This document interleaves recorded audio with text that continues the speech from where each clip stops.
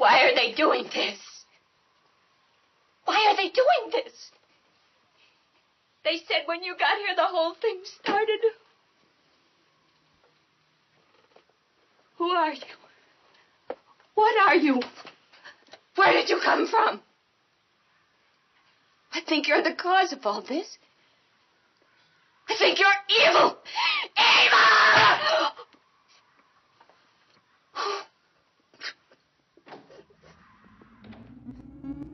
Dicen que hoy llegan. El viejo inclinó su cabeza hacia donde Lucía se corría el cabello de la cara para seguir mirando el lienzo con una infantil mueca de desagrado. ¿Quiénes dicen? Ya sabe, murmuró la joven, la Julieta y el Alberto. Una ráfaga de viento los alcanzó desde el mar. El viejo meneó la cabeza y se acercó la punta del pincel a la nariz. Aspiró profundamente. Qué tonto soy, me equivoqué de azul. Lucía siguió con la vista los movimientos de su abuelo con la desidia de quien no tiene nada mejor para hacer. Observó al viejo limpiar el pincel, acercarse los pomos de óleo hasta la nariz y olerlos, verter distintas cantidades de azul, blanco y rojo sobre la paleta y mezclar los colores entre sí para, finalmente, lograr una extraña variedad de azul que, una vez más para su asombro, no difería en nada del color del cielo que se extendía delante de ellos. El viento volvió a soplar y la arena le cosquilló en las piernas desnudas. ¿Y qué?, preguntó el viejo con algo de fastidio mientras daba una pincelada sobre la tela. Detestaba que lo interrumpieran cuando salía a pintar. ¿Llegarán? No lo creo. Lucía frunció la boca. Con un pie dio un par de pataditas a la arena antes de decir: «Usted porque no los quiere, la Julieta y el Alberto». El viejo resopló y sin dejar de pintar le dijo: «No voy a negarte que Alberto no es santo de mi devoción, pero contra Julieta no tengo nada». ¿Y entonces? El viejo detuvo la mano y alzó la frente. «El mar está calmo». «Sí», dijo Lucía, al tiempo que seguía con la mirada el vuelo de una gaviota solitaria que volaba rumbo al faro. El viejo se calló y volvió a posar la punta del pincel sobre el lienzo. Lucía lo odiaba cuando la obligaba a seguir preguntando. Le hacía sentirse un idiota. «¿Y qué? ¿No van a venir porque el mar no está picado?», preguntó con un dejo de burla en la voz. «No van a venir porque les sería muy fácil ser vistos», contestó el viejo sin dejar de pintar. «No son tontos». Lucía se movió hasta quedar justo a espaldas del viejo y miró otra vez la pintura. Dos bloques horizontales, uno del azul indefinido y el otro del color de la arena, ocupaban idénticas proporciones en la tela. Los colores eran planos. Lucía se había preguntado, ante esta pintura y ante cada uno de los cuadros que el viejo pintaba invariablemente con el mismo motivo, si a su abuelo no le convenía usar una brocha gorda en lugar de esos pinceles chiquitos. La joven no lograba distinguir las sutiles variaciones, tan sutiles que exigían una atención rayana en la obsesión, que cada color presentaba en el centro mismo de la tela, un delicado destello que caía verticalmente desde algún punto fuera de ese marco. Peor todavía, a menudo no podía diferenciar un cuadro de otro. «¿Y por qué piensa que van a llegar desde el mar?», preguntó con altivez. «Pueden venir por la ruta, o en avión también». El viejo sonrió primero. Luego se le borró la sonrisa y se quedó pensando unos segundos. «Es cierto», dijo finalmente, «pero siempre llegaron desde el mar». Lucía recordaba el último intento de invasión. En el mismo sector de la playa donde ahora su abuelo estaba pintando, él, sus tíos y las otras familias que en aquel entonces vivían en el bosque habían evitado que los del centro desembarcaran.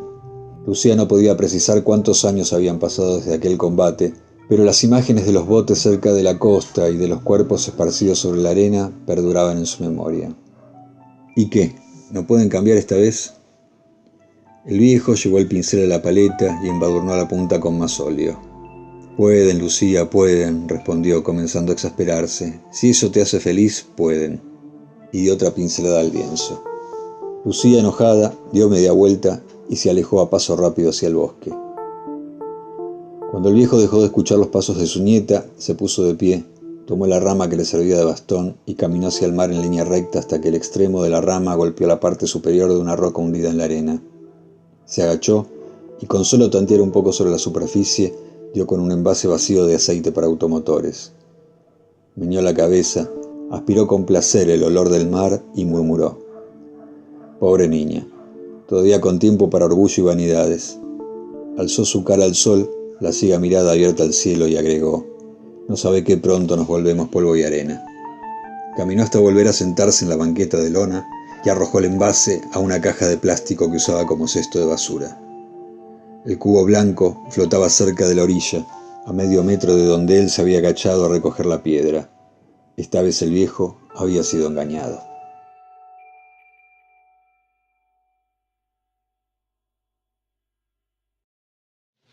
On pratique alors l'exanguination. On vide de son sang jusqu'à la dernière goutte le sujet irradié.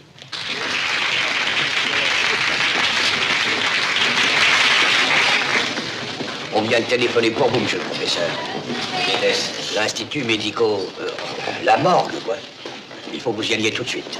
Cher professeur, votre exposé à lui seul était déjà revivifiant. C'était passionnant, n'est-ce pas, Georges? Passionnant. Quel merveilleux avenir vous nous ouvrez. Pour ce qui est de l'avenir, madame, il faut quand même s'y prendre un peu plus tôt.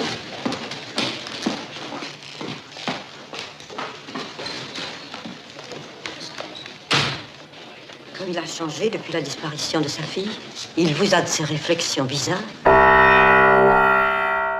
De modo que Emilio se acomodó en el asiento y encendió la radio con la esperanza de encontrar alguna frecuencia del centenar de radios piratas que, fuera del cerco, transmitían los mensajes de los distintos y antagónicos grupos de la resistencia, mezclados con música de comienzo de siglo y noticias del centro. Para su sorpresa, pudo captar con asombrosa nitidez una FM, a la que la locutora anunciaría como radio enmascarada. La voz le resultó familiar y pensó que quizás la había escuchado en alguna otra emisora.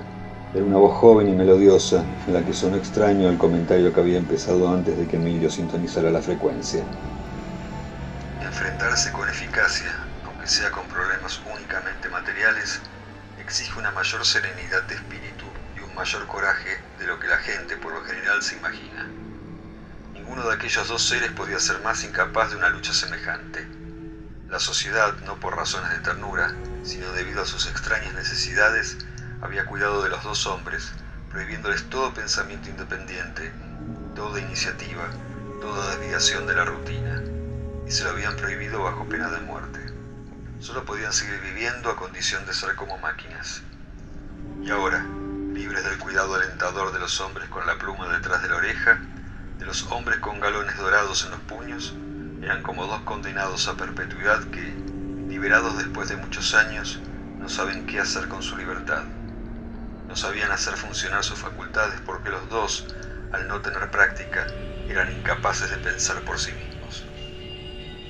Mientras su mirada atravesaba el parabrisas sobre el que las gotas de lluvia dibujaban formas siempre cambiantes, para entrar por la ventana de la cabaña hasta donde Clara y el viejo seguían discutiendo de pie, debajo de la otra ventana, a través de la cual podía distinguir a Lucía que, trepada seguramente a un banco, ocultaba una caja o algo parecido en un armario, Emilio había escuchado a la locutora con atención. Las palabras le trajeron un vago eco de épocas lejanas, similar a la que le traía la música de comienzo de siglo o incluso alguna más vieja. ¿Acaso las había escuchado antes? Lo que acabo de leerles, dijo la locutora, fue escrito por Joseph Conrad hace más de un siglo. En ese relato, los dos hombres a los que alude este fragmento mueren, víctimas de su propia incapacidad. Es penoso hallar en esas líneas la génesis de nuestra época y sus despiadadas consecuencias. Una música comenzó a sonar bajo la cálida voz. Esto es Radio Enmascarada, continuó la locutora. La radio del grupo Surbe, para que resistir sea menos terrible. Mientras se dejaba llevar por el ritmo de la música y se frotaba la mano vendada, Emilio pensó si alguna vez había leído al tal Conrad. Más aún, se preguntó si alguna vez había leído un libro.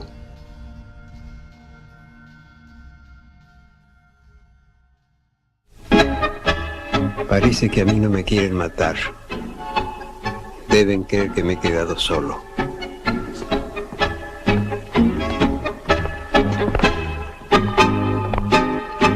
Tantos años estuve preparándolos. Ellos ya están adentro. Ahora la resistencia empieza. Ahora les toca a ustedes, los del sur.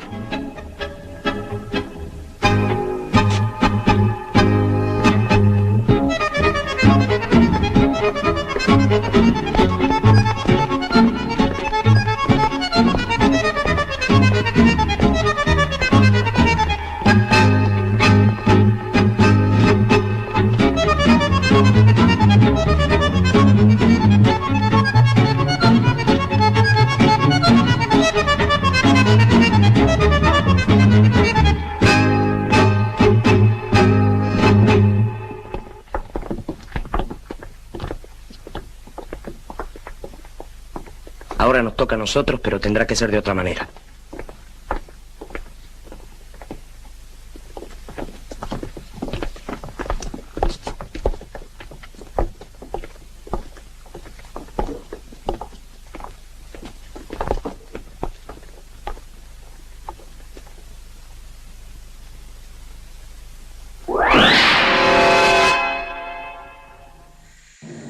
A lo lejos, muy cerca del horizonte, una embarcación parecía emitir un mensaje en clave con las luces. La joven dio un salto y corrió a buscar la linterna. Por fin venían a buscarlos, por fin podrían irse, abandonar ese encierro, salir al mundo, a otro mundo, donde podrían ser felices rodeados de gente. Ya no soportaba más esa suerte de confinamiento. Para peor, durante las últimas semanas, el humor de Luis había decaído. Somos restos, los restos secos de una ciudad de agua, había empezado a decirle la otra noche. No, eso no, porque eso sería mucho más de lo que somos. Somos bosquejos, le explicaba, crispado, arrastrando las palabras, mientras caminaba de un lado a otro con la copa de coñac en alto. Trazos a mano alzada de las personas que suponemos ser, destinados a borroñarse, a borrarnos. A lo sumo, encantadores circuitos que fatalmente también terminarán oxidándose antes de descubrir que eran copias de copias. Ella le había quitado la botella de coñac de la mano y él se había enfurecido. «Pero, ¿no entendés?», le había gritado, «que creamos una generación de plagios. Plagiamos líderes, estructuras, estrategias, madres, padres, hijos, hijas, hermanos, hermanas, amantes, héroes, guerreros, traidores, poemas, músicas, pinturas, belleza, espanto, horror, crímenes, masacres, batallas, castigos, pensamientos, opiniones, conceptos, sexos, odios, ternuras, pasiones, dioses, desconsuelos. Un mundo execrable para copias sagradas. Porque también creamos nuevos viejos altares, construimos nuevos sustitutos para lo que tal vez ya había sido una sustitución y almacenamos toda esa información en espléndidas cartografías de la muerte, nuevos mapas para rutas que ya transitamos en vano, nuevas copias de plagios que nunca reconocimos, caricaturas de otras caricaturas o burdos daguerrotipos en formato digital, plagios, vidas plagiadas, muertes plagiadas, plagiados sobrevivientes de mierda. Ella lo había bofeteado y él había dejado de hablar como un poseso. Lo único que no plagiamos fue el deseo, había murmurado Luis, mirándola fijamente a los ojos. O quizás también eso. Y luego de intentar una caricia que se había desvanecido en el aire con el gesto, Luis le había sonreído con tristeza, con ese tipo de tristeza que ella había visto solo en las viejas películas que estaban en la laptop y que a veces también ella creía sentir. La embarcación dejó de emitir el lumínico mensaje. Cuando la joven iba a encender la linterna, descubrió que se había olvidado todo cuanto Luis le había enseñado sobre esos códigos de luces. Había pasado mucho tiempo desde que lo había aprendido y nunca lo había practicado. Se esforzó por recordar algo, pero fue en vano. Luego se puso a pensar que quizá aquella embarcación era enemiga, que no podía leer lo que estaban diciéndole, que quizá el mensaje no iba dirigido a ellos, sino a los otros. Encendió la linterna y no supo qué hacer. Finalmente se iluminó la cara. Las lágrimas le caían por las mejillas.